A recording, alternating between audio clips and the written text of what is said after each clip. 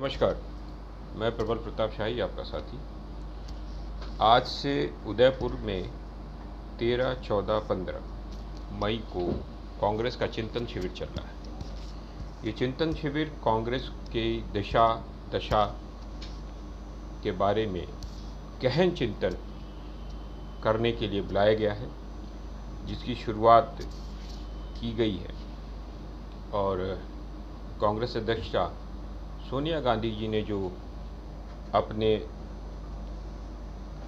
Opening भाषण में जो बोला, बहुत अच्छी चीज़ें बोली।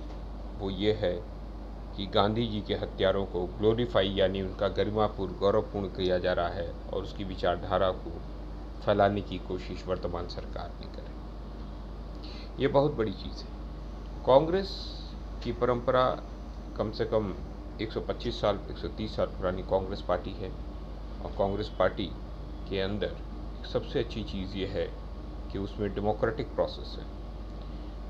कांग्रेस के अंदर अध्यक्ष कौन होगा, इसकी चिंता भाजपा को ज़्यादा होती है, लेकिन भारतीय जनता पार्टी के अंदर अध्यक्ष कौन होगा, क्या भारतीय जनता पार्टी क्या दूसरे से सुनेगी? अगर मैं कहूँ कि इस समय नितिन गडकरी को राष्ट्रीय अध्यक्ष बना दे तो क्या भारतीय जनता मानेगी? या मैं कहूँ कि प्रधानमंत्री किसी और को बना दे तो क्या भारतीय जनता मानेगी? नहीं। हर पार्टी का एक अपना प्रोसेस होता है। वैसे ही प्रोसेस कांग्रेस पार्टी के अंदर है।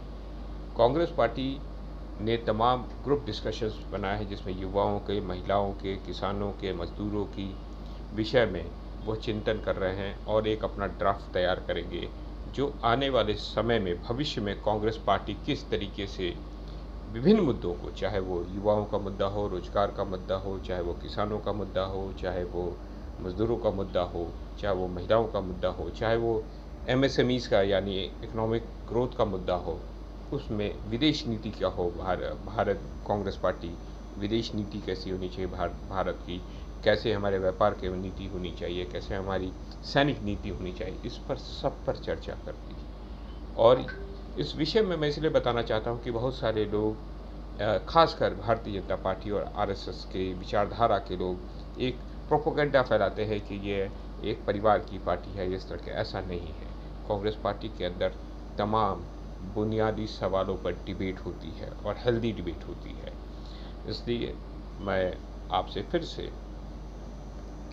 आग्रह यह करूँगा कि इस चिंतन शिविर को आप स्वयं भी आप सब लोग देखें और सुने, क्योंकि ये नए तरह के, जिस तरीके से एक भारत ऐसा है कि जिस भारत में नफरत और द्वेष और राग और ये और वो फैलाने की कोशिश की जा रही है।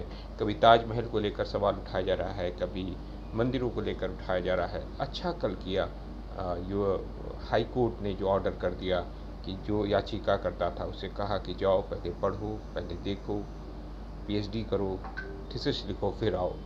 बहुत सारे गैर ज़रूरी मुद्दे उठाए जा रहे हैं। और बहुत अच्छी बात एक व्यक्ति ने कही कि जिस समाज के पास, जिस समूह के पास अपना भविष्य का निर्धारण करने का या भविष्य के बारे में सोचने का की क्षमता नहीं होती है, वो अतीत में जाकर बात करता है और उसकी गौरवमयी अतीत को खोजना चाहता है। उससे नुकसान होता है। हमें भविष्य में कैसे भारत को ले जाना है, उसका चिंतन होना चाहिए।